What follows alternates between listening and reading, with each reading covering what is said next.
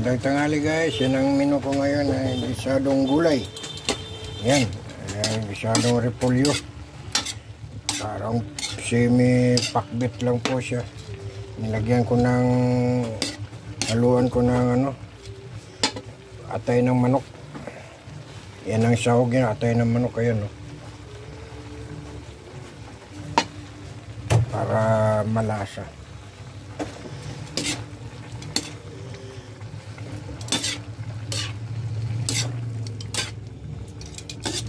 Sapsoy, semi-sapsoy na gulay. Ano dahi? Tikman natin. Wow! Sarap!